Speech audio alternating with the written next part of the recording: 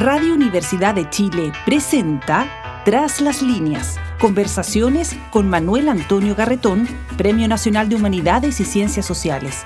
Programa producido en el Departamento de Sociología de la Universidad de Chile con el auspicio del Centro de Estudios de Cohesión y Conflicto Social, COES.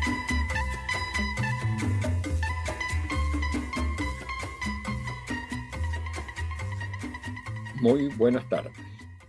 Bienvenidos y bienvenidas a Tras las líneas, el programa del Departamento de Sociología de la Universidad de Chile y del Centro de Cohesión y Conflicto Social, en que examinamos los distintos problemas que enfrenta la sociedad, los rasgos que definen a la sociedad chilena, pero las sociedades también de otras partes del mundo, especialmente América Latina, desde la perspectiva particular de las ciencias sociales.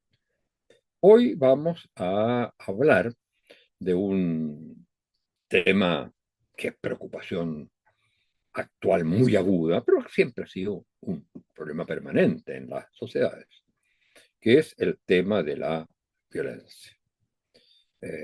Pareciera ser que se vive en momentos de recrudecimiento de la violencia, no solo de esa forma típica y tremenda que es la guerra, y también, digamos, de lo que es el uso de la violencia saliéndose de todas las normas legales, digamos, todo lo que tiene que ver con el crimen, todo lo que tiene que ver con la delincuencia, con el narcotráfico, con el crimen organizado.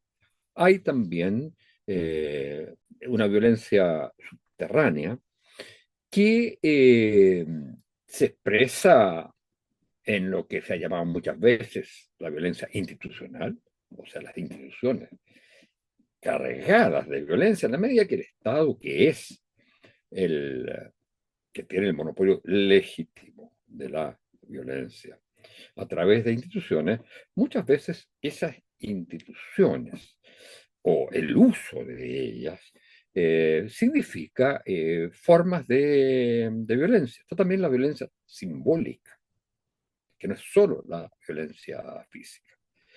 Y uno diría que hoy día, además de la violencia fuera de la ley, digamos, la violencia delictiva, fuera de la violencia hoy día presente en todos los escenarios de guerra que se están viviendo, hay un clima de violencia en todas las sociedades y en la sociedad chilena que dificultan no solo el diálogo, dificultan también la vida en democracia y que muchos a veces consideran que es la única manera de resolver sus problemas. Y uno diría que hay una violencia, digamos, más específica en el caso chileno, que tiene que ver con el tipo de sociedad que se ha ido construyendo, que tiene que ver con herencias del pasado. De esto vamos a hablar, pero vamos a hablarlo desde un punto de vista muy particular, que es una violencia bastante, digamos, trágicamente a la moda, muy presente hoy, que es la violencia en el deporte.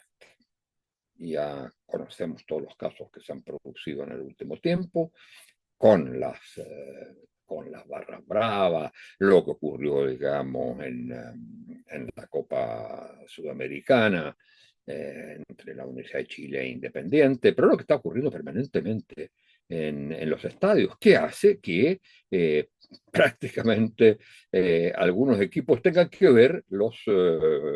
participar en los partidos sin, digamos, ninguno eh, de sus hinchas, de la gente que los apoya, porque eso queda prohibido. Entonces, hay algo en el deporte y probablemente, especialmente en el fútbol y en el fútbol profesional, que es un tipo de violencia específica que se ha hecho casi ya algo cotidiano, que dificulta que la gente vaya en familia a los partidos, etc. Eh, Vamos a tratar de examinar eh, cuáles son los rasgos particulares de la violencia en el deporte y, dentro de eso, la violencia en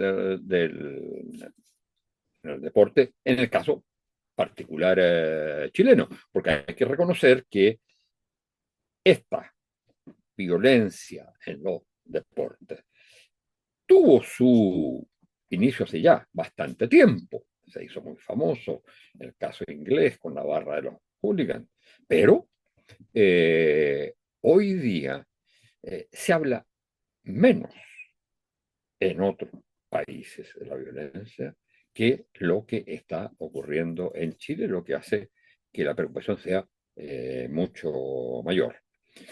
Pero también, antes de entrar en esta violencia específica, vamos a darle una vuelta a lo que es la violencia en general hoy día en las sociedades, los rasgos y causas generales de la violencia en la sociedad y en la particularidad de la violencia en Chile para luego entrar en la violencia en el deporte. Para todo esto, nuestro invitado es alguien muy cercano además al programa, porque es el encargado de la coordinación administrativa académica del programa y está desde el momento de que se creó nuestro programa.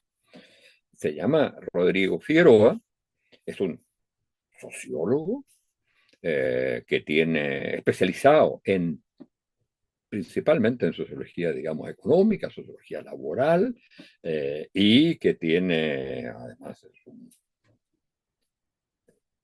diploma, digamos, su título de sociólogo, tiene también un magíster en algunos aspectos específicos de la sociología. Pero resulta que además de haberse dedicado a la sociología económica, se ha dedicado también a la sociología del deporte y además es un actor deportivo, no porque juegue, pero sí es un entrenador profesional del club femenino de Palestino. Entonces tiene una percepción muy cercana a lo que es el tema de la violencia en el fútbol. Y lo que nos interesa entonces es conversar con él a propósito de la situación actual de este clima de violencia, especialmente en el campo deportivo. Muchas gracias por estar con nosotros, Rodrigo. Estamos siempre juntos, pero esta vez en el programa. Eh, y yo quisiera partir, digamos, tratando de ubicar si hay una especificidad de, de esto que llamamos violencia en los tiempos actuales, en general en las sociedades, para luego ver el caso particular chileno, antes de entrar además después a la violencia en el deporte. Bueno, Manuel Antonio, primero que nada, buenas tardes. Gracias por la invitación. Y bueno, vamos a la cancha, inmediatamente a partir de tu pregunta.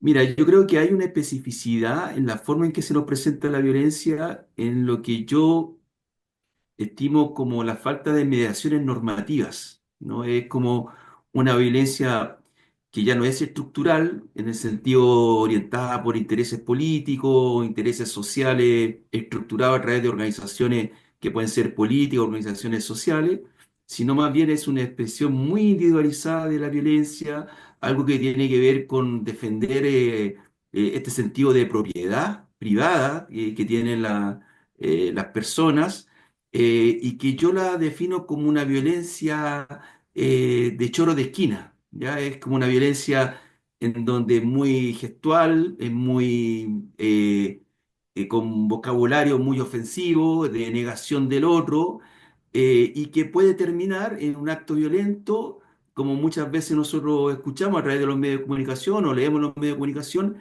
en donde una persona chocó a otra persona en una esquina y termina uno de los conductores muertos, ¿ya? Yo diría que ese tipo de violencia se ha expandido. Tenemos cotidianamente casos que la expresan, y me parece que allí hay una poca densidad, ¿no? de las mediaciones que puedan sostener los tejidos sociales, ¿ya? La calidad de los tejidos sociales. Aspectos como la confianza, la reciprocidad, el respeto, ¿no? Se han ido erosionando en la sociedad chilena en las últimas décadas, y me parece que es un indicador del estado de sociedad. Pero dime una cosa, ¿pero tú no crees que este rasgo, es propio prácticamente de todas las sociedades actuales, esta forma de violencia producto de del resquebrajamiento, digamos, de la percepción de una vida en común y que cada uno tiene que arreglársela por su cuenta y que ahí los medios no importan? Y, y mi impresión, pero eso me lo tienes que aclarar tú, es que ese tipo de violencia, no estamos hablando solo de la violencia, digamos, criminal, delincuencial, etcétera, sino el clima de violencia, es especialmente importante o fuerte en las nuevas generaciones, ¿o no? Yo diría que hay dos aspectos. Uno, si podemos hablar de un rasgo más universal o occidental de este tipo de violencia, yo lo asociaría con la crisis de las democracias liberales, ¿ya? Yo creo que ahí hay un proceso de debilitamiento de las instituciones y de los valores de estas democracias que se han puesto en cuestión, ¿ya? Tenemos varias expresiones de autoritarismo y regresión conservadora que apelan a la idea del orden y a la idea de la seguridad, ¿ya? Yo diría que ahí hay una vertiente. Y lo otro es que creo que también hay una vertiente generacional. Hay una vertiente generacional en donde pareciera ser que los jóvenes no están muy interesados o pareciera que tienen menor adhesión a valores e instituciones que permitan regular los procesos violentos en la sociedad, ¿ya?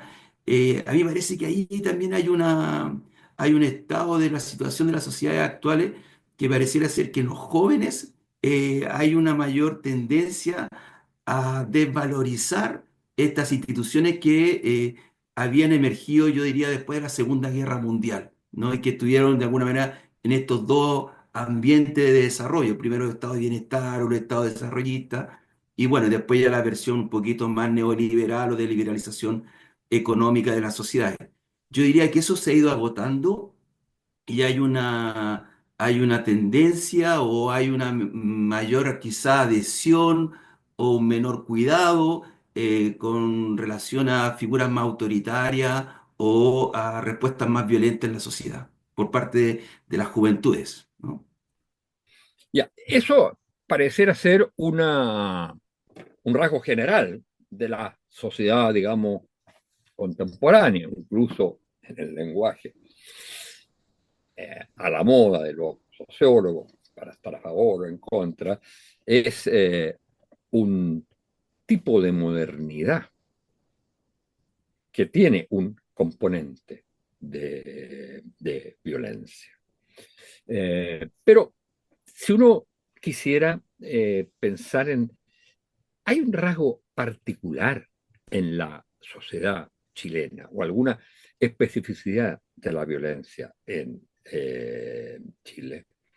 Eh, Uno piensa que después de grandes conflictos, eh, digamos, en que matar o torturar eh, o hacer desaparecer, era, digamos, en términos ya no a través de normas, sino simplemente la acción violenta en sí misma, pura, eh, bajo la dictadura militar, nos deja unas huellas también en la sociedad, en el sentido, sobre todo en los primeros tiempos, pero yo creo que también hoy, una cosa que queda como en el ADN. Es decir, quien puede lo más, puede lo menos. Es decir, en la medida que había un dictador que podía hacer lo que querían, los que venían para abajo, bueno, también podía seguir, lo cierto. Estaba legítimo. Y eso, ¿tú no crees que todavía está presente, pese a que han pasado 50 años, ¿no? Del golpe de Estado, pero ya han pasado más de, más de 30 años del, del término de eso, pero que eso queda en cierto modo y se agrega a las, las características que tú estás señalando. Quizá podríamos adelantar una tesis de trabajo, ¿no? Es una especie de privatización de esa violencia, ¿no? Y que se proyecta de manera muy individualizada a través de la sociedad, ¿ya? Y que se entronca o hace conexión con una violencia que yo diría que es novedosa, que por ejemplo, gente que reclama por el TAC puede quemar cosas, puede destruir cosas, ¿no? O sea, el reclamo por un servicio privado te puede conllevar a destruir tu entorno, ¿no? Entonces, yo diría que ese tipo de violencia, que es más novedosa, quizás puede entroncar con esta idea de que, eh, to- bueno, al final terminamos siendo como pequeños dictadores, ¿no? De nuestras propias, de nuestro propio entorno, ¿ya? Y lo defendemos con esta idea de la libertad, con un poco de malentendida, ¿no? Que finalmente no está basada en el respeto hacia el otro, sino más bien en avasallar al otro que es un potencial competidor. Y cuando yo no me siento satisfecho, sobre todo en el plano del mercado, yo diría que esto ha sido muy evidente en los últimos 20 años, ya no solamente reclamo en el servicio al consumidor, sino que ya desarrollo directamente acciones violentas, ¿no?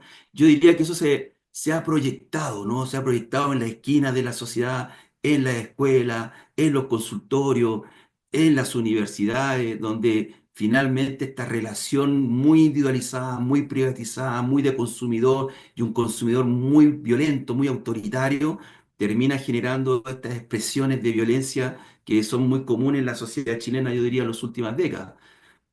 Allí la pregunta es, bueno, ¿dónde están las mediaciones que permitirían regular ese tipo de actos violentos? Pareciera que no la tenemos. Y allí yo veo un peligro, evidentemente, ¿no? Que justamente esa falta de mediación sea resuelta con figuras autoritarias, pues finalmente que son los que imponen el orden o como dicen coloquialmente algunas personas que separa el deseo o la chacota, ¿no? Que hay en esas afirmaciones del lenguaje también que uno les escucha cotidianamente se expresa un deseo también de mucho autoritarismo. Bueno, vamos ahora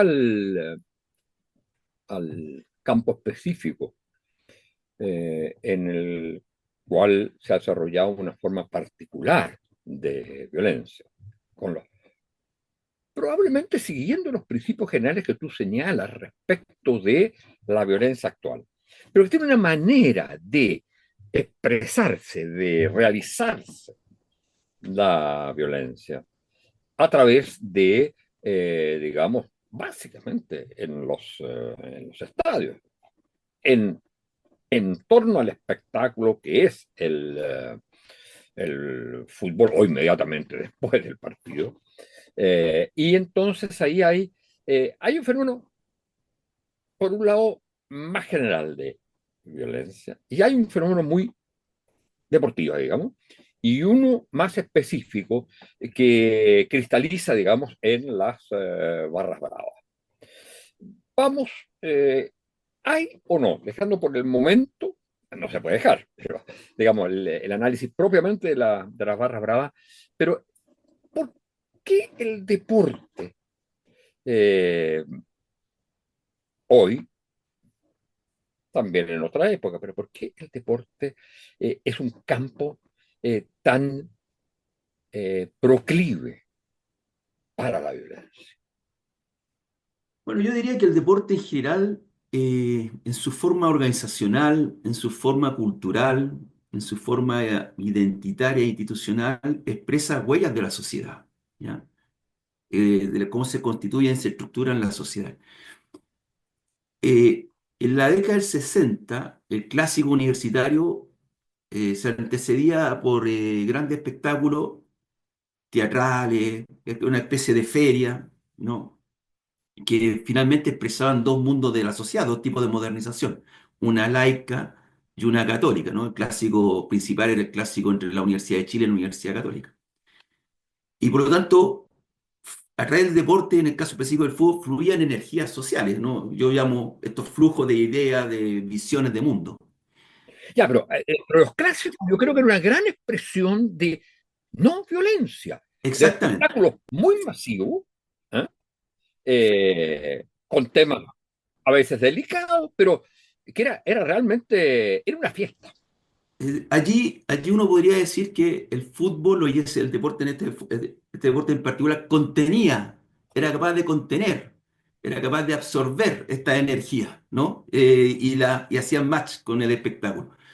Yo diría, sin embargo, cuando uno ve las barras bravas están en disputa respecto de la hegemonía sobre el espectáculo, ¿no? De hecho, estos grupos que son más organizados, estos grupos que son más violentos, finalmente deciden cuándo se juega, cómo se juega, en el horario en que se juega, en las condiciones en que se juega, y son una minoría, y allí tú te das cuenta que efectivamente esa violencia que ellos tienen, que ellos expresan, esa forma de relacionarse con el espectáculo, excede el fútbol, evidentemente, ¿ya?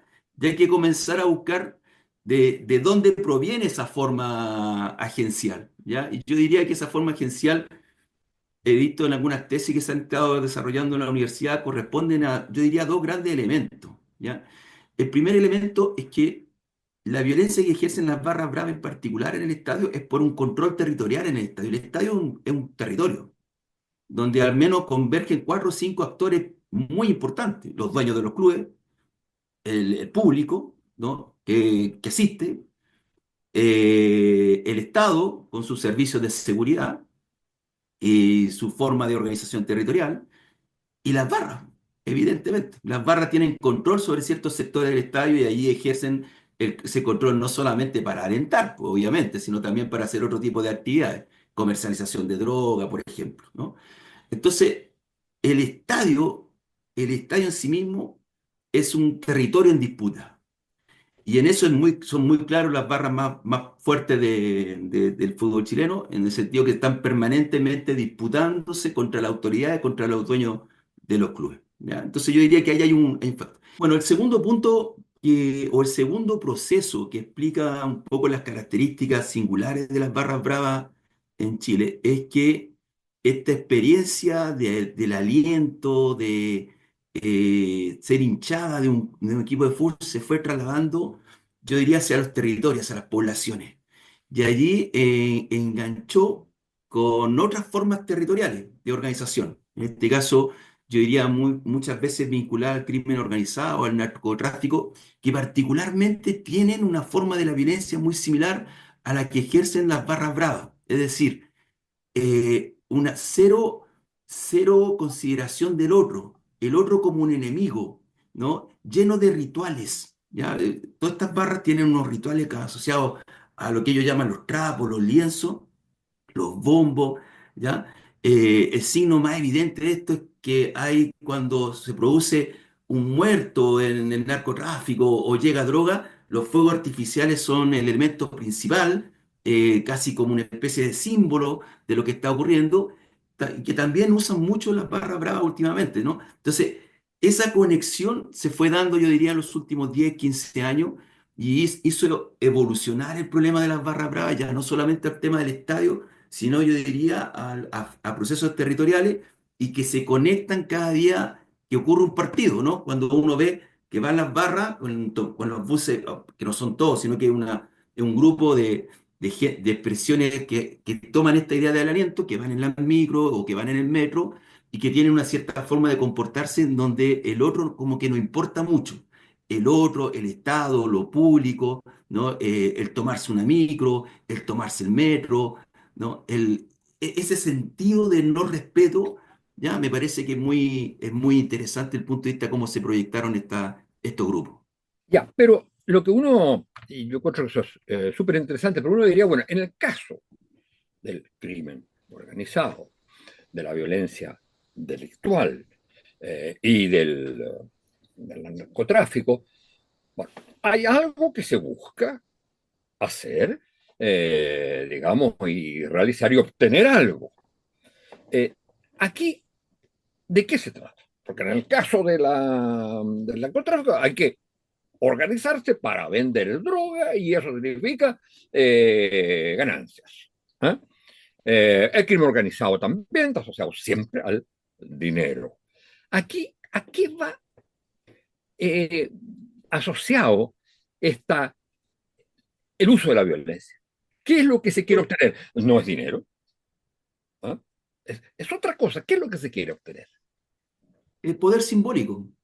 Ya. Poder simbólico, poder territorial. Es como la muerte de esta persona que murió acribillada hace un par de meses atrás, el Guatón Mutema, en una población de Santiago, ¿no? Era un hincha de un club, pero al mismo tiempo tenía control territorial de una zona y ese sentido de orgullo, sentido de liderazgo, sentido, un símbolo de poder, ¿ya? Es muy importante en estos grupos. Es muy importante. Entonces, el ser de un equipo finalmente a través de esta forma de ejercer la vinculación con el equipo, ejerce también un fenómeno identitario muy interesante, que son fenómenos identitarios muy particulares porque no tienen una estructuración política, no tienen una estructuración social, tienen una estructuración que yo diría es mucho más instrumental, mucho más como no tiene un tejido social profundo, ¿no? Podríamos decir. Es muy, eh, es como un instrumento para poder generar ciertas cosas, ¿no? En un territorio. Entonces, ese proceso ha sido muy evidente en en las últimas décadas, ¿no? Oye, ¿y qué, Con los qué líderes. pasa con las familias?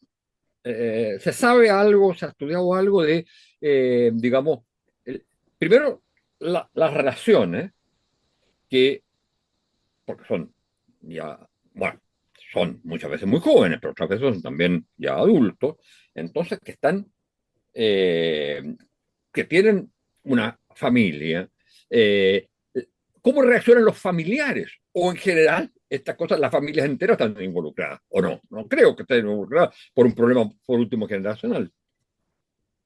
No, yo diría que las familias enteras no están involucradas, y esto también no son expresiones generales de la sociedad. También hay que un cierto romanticismo de las barras bravas de entregarle un poder muy amplio, ¿no? Son más bien expresiones muy específicas que tienen un carácter cultural muy también muy acotado, que hacen match o tienen relaciones de conexión con ciertas formas de violencia y de situaciones delictivas en la sociedad, pero yo diría que no son expresiones como que se proyectan desde los valores o desde una forma de la familia, ¿no? Yo diría No, que son más pero bien, son familias, en general, son familias muy desestructuradas o no. O, yo o vienen de cualquier lado. tampoco lo diría que son familias estructuradas. Y sí, esto también es muy transversal socialmente. Un barra brava puede tener una condición socioeconómica alta y puede convivir con alguien de una condición socioeconómica baja. ¿No? Eso no es el tema económico acá no es un conductor, no es una distinción, ¿ya? Acá la distinción es distinguirse en función de los colores de un club con un otro y a ese otro yo lo voy a negar. No le voy a permitir que asista a mi estadio, lo voy a maltratar en el lenguaje, lo voy a maltratar desde el punto de vista violento, si me encuentro con él en la calle, lo voy a golpear, ¿no? Entonces, ese proceso no tiene que ver con una forma socioeconómica, ya que uno muchas veces se tiende a pensar que estos son expresiones solamente de grupos socioeconómicos vulnerables, ¿no? Yo diría que es más bien una cosa transversal. O sea, acá es como una identidad se transforma en un elemento principal en un territorio como es el estadio y al mismo tiempo se ejerce violencia. ¿Ya? Esa combinación es la que yo diría que es específica.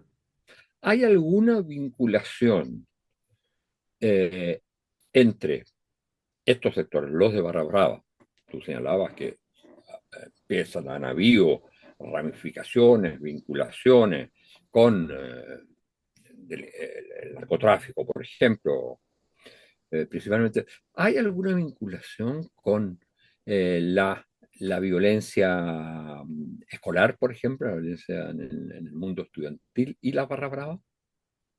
Yo no lo tengo muy claro, no lo tengo muy claro. Lo que sí uno puede quizá encontrar alguna vinculación, y de hecho hace un par de meses atrás me tocó revisar una tesis, una muy buena tesis en la universidad, en donde el trabajo social de unas ciertas partes de estos grupos en los territorios se asemejaba a un trabajo político, ¿ya? Eso era muy interesante, ¿ya?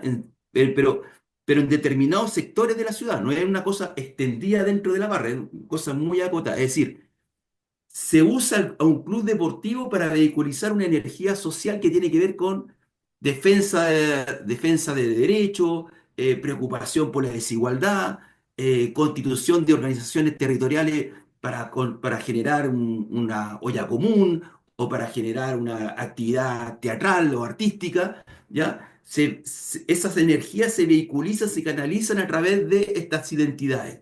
Ahí la pregunta es qué pasó con las organizaciones tradicionales que vehiculizaban eso, que eran las organizaciones políticas, ¿ya? Como no están presentes en los territorios, pareciera ser que también se usan los clubes de fútbol y las identidades para canalizar eso. Como no está el Estado en el deporte, ¿ya? También, y hay otros actores en los territorios sociales vulnerables, que son las organizaciones criminales, también las organizaciones criminales se vehiculizan en sus intereses a través de esto, de ser una identidad con un club deportivo. Entonces, aquí hay una cosa muy interesante, es ausencia del Estado en los territorios, ausencia del Estado, ausencia de los organismos públicos, ¿ya? Ausencia de políticas municipales y conexión al mismo tiempo entre barras bravas y procesos de organización territorial, que eso también para mí es muy, muy interesante. Ahora tenemos que terminar. Eh, de hecho, son un problema. ¿Cómo se avanza en la solución de un problema que no es solo, y obviamente tiene que haber un componente de sanción, de castigo a cosas que no deben hacerse? Pero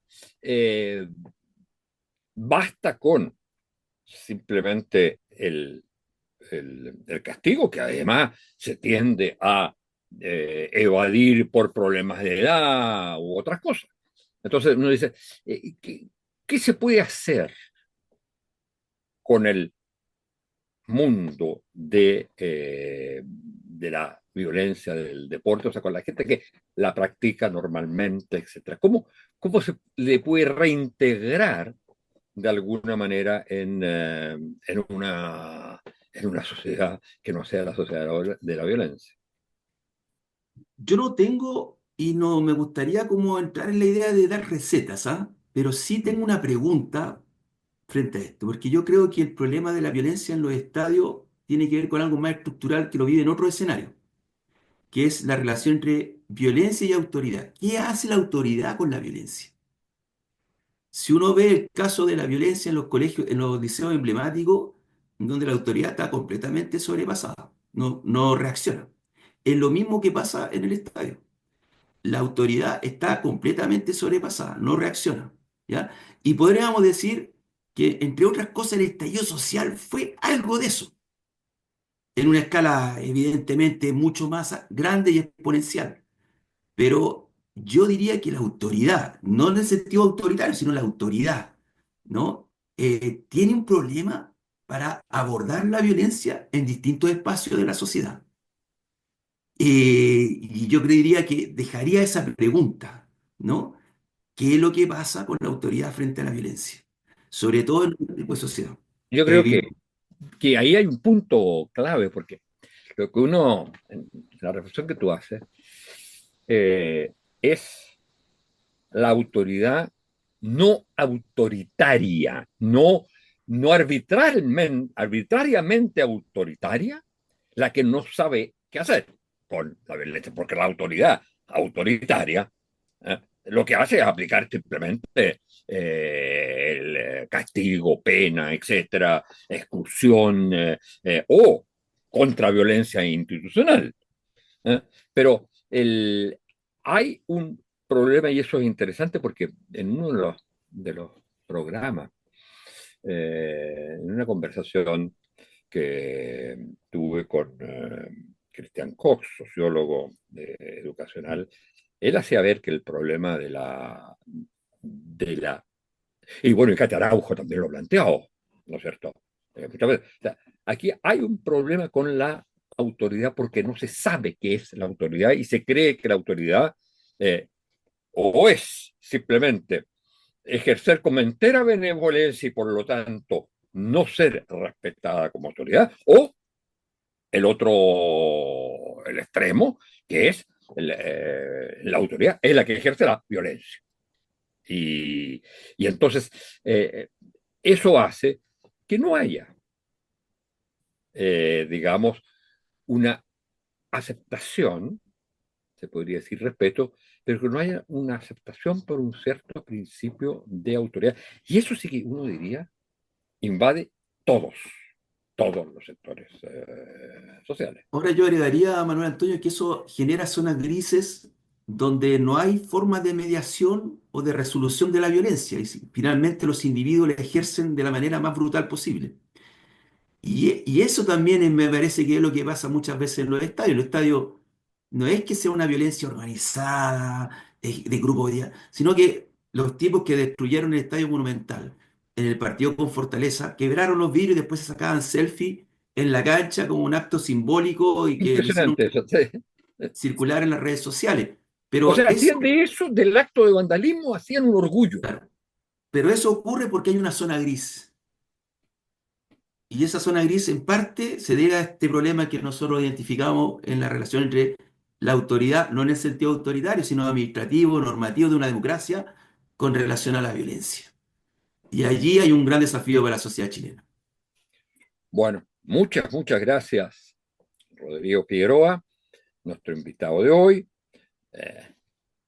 nuestro compañero en este programa, que ya llevamos 6 años trabajando juntos en esto, y bueno, sociólogo de la Universidad de Chile y entrenador profesional de fútbol femenino. Bueno, muchas gracias, Rodrigo, por haber estado con nosotros, y muchas gracias a ustedes, señoras y señores auditoras y auditores, y será hasta la próxima semana. Muchas gracias, Manuel Antonio. Radio Universidad de Chile presentó Tras las líneas, conversaciones con Manuel Antonio Garretón, Premio Nacional de Humanidades y Ciencias Sociales. Programa producido en el Departamento de Sociología de la Universidad de Chile con el auspicio del Centro de Estudios de Cohesión y Conflicto Social, COES.